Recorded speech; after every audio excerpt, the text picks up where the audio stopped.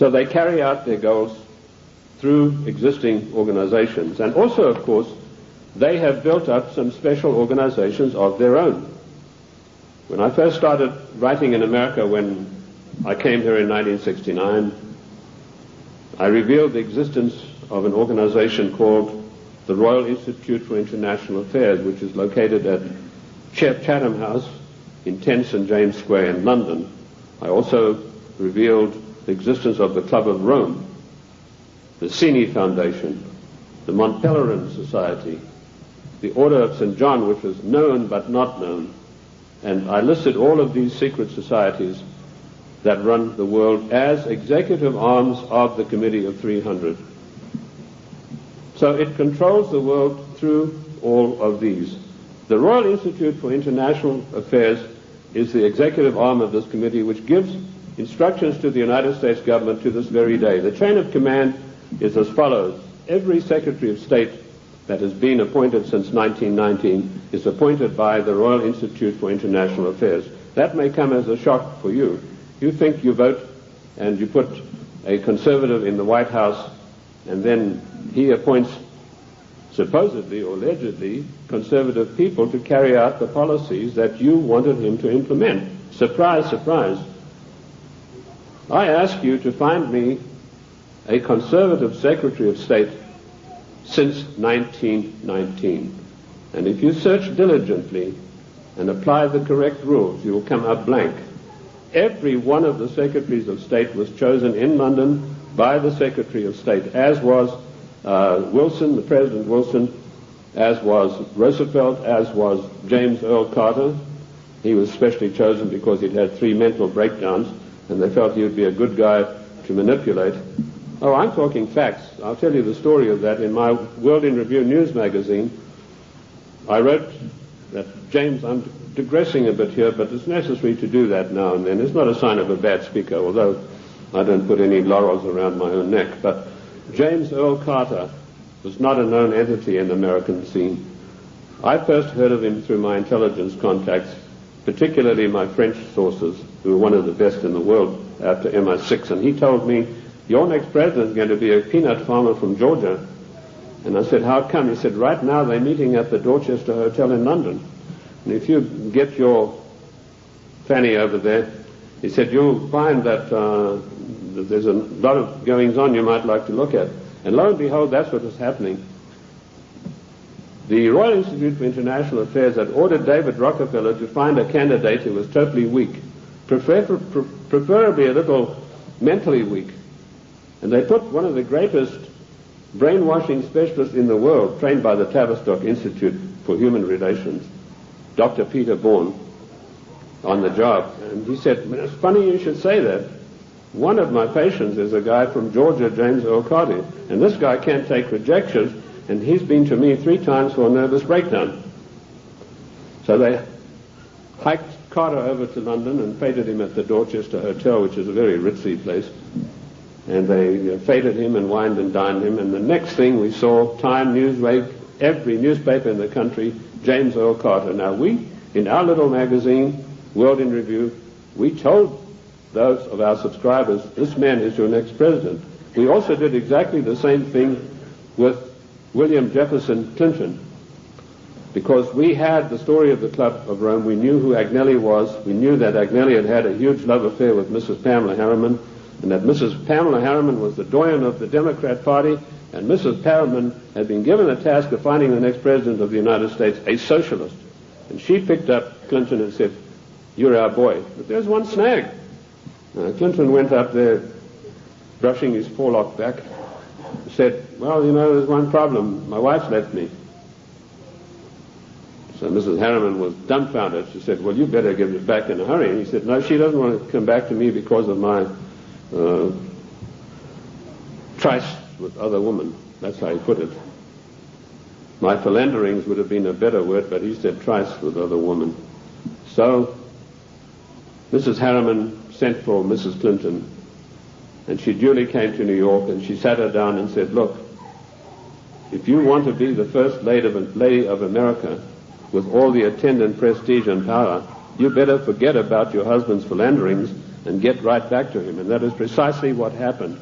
And when I heard that had happened, I knew this guy was the next president. And we wrote that in our news magazine. And sure enough, a year later, here came marching into the scene William Jefferson Clinton. So the RIA, the Royal Institute for International Affairs, does control everything that happens in the United States. They give their orders to the Morgan Guarantee and Trust Bank on Wall Street.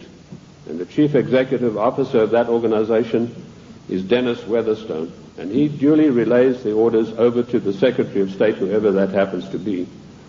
And he then relays the orders to the President.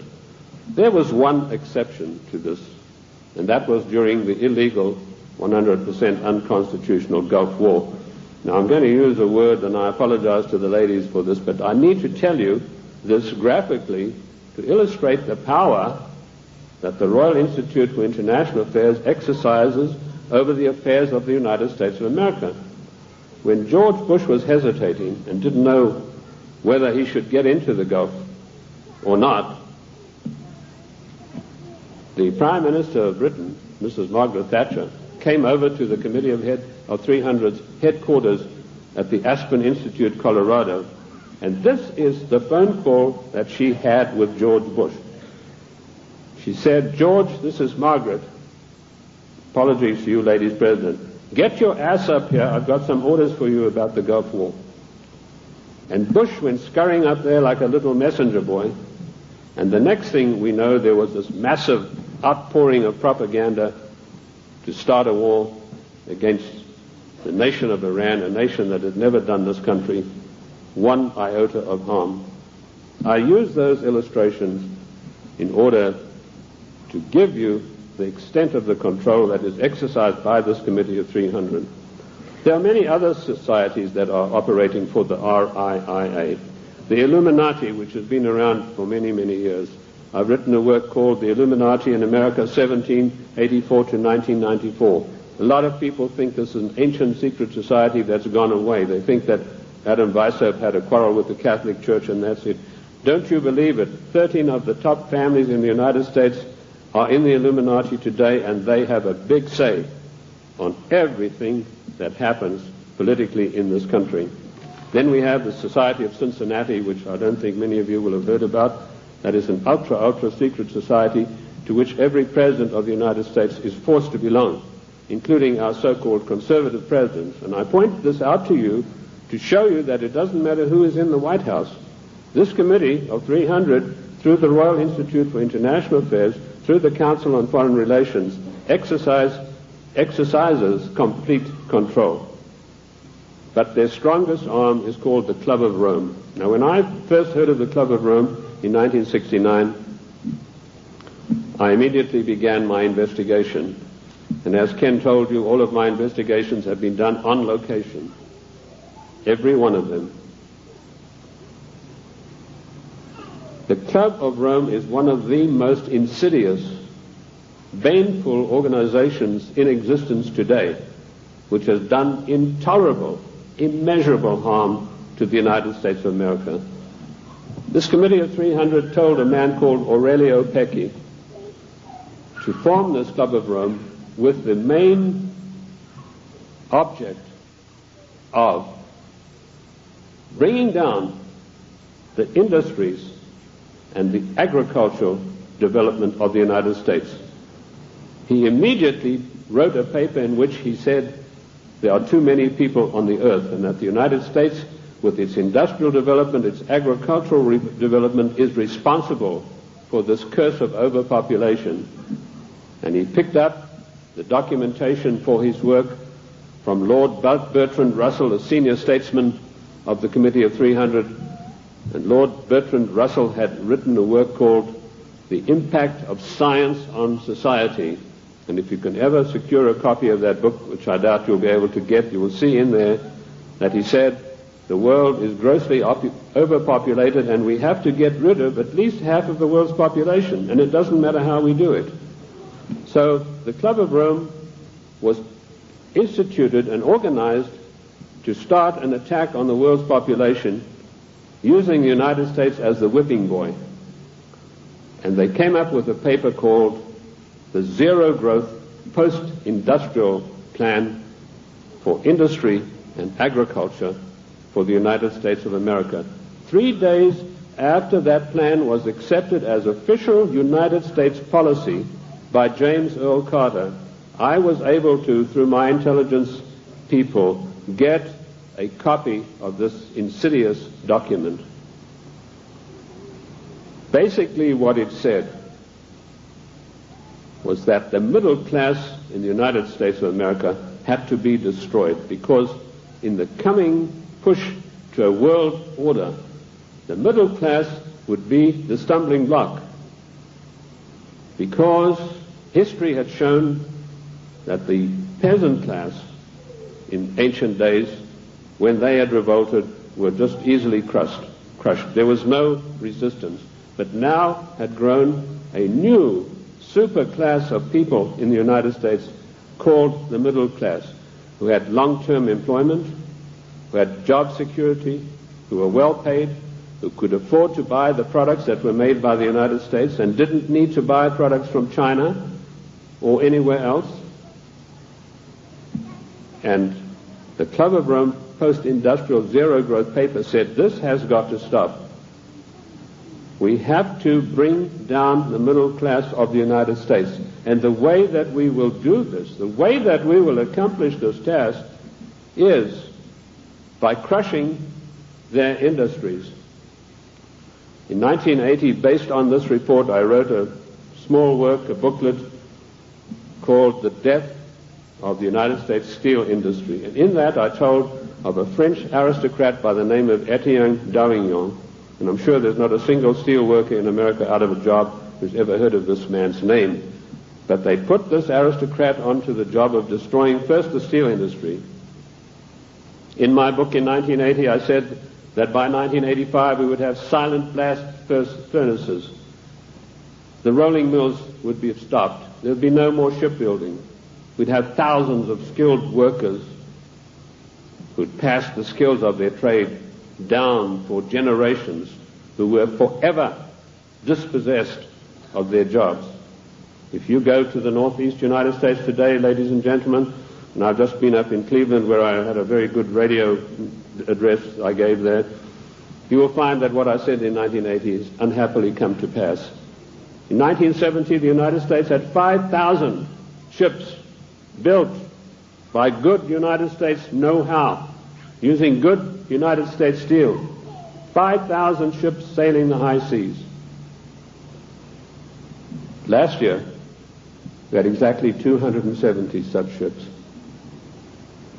And at least 50,000 steel workers permanently out of a job, jobs that will never come back. What happened? Did we suddenly lose our marbles? Did we suddenly lose that great American know-how of getting things done? Did we lack finances? Did we run out of money? No.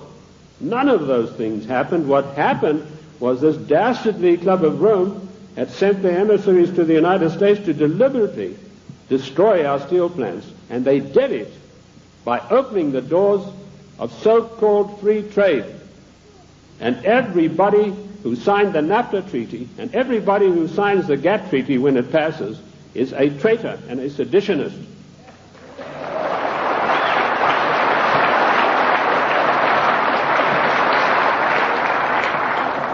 Our mighty steel industry is destroyed. Our shipyards are silent. Our skilled workers are permanently without a job. And if you don't believe me, get the report of the Club of Rome. You know, when I came out in 1969 with my report on the Club of Rome, nobody had ever heard of it. And people, when they got it, said, "Oh, this guy's paranoid. There's no such organization. It's probably something to do with the Catholic Church." Well, surprise, surprise, 25 years later, last year, the Club of Rome celebrated its celebratory anniversary, and Alexander King, its chairman, stated, "The American people henceforth must get used to the idea that they will never, ever again in their lifetime have full employment." What a scandalous thing that our government is fully cooperating with this organization built up by the Royal Institute for International Affairs to destroy the middle class of the United States.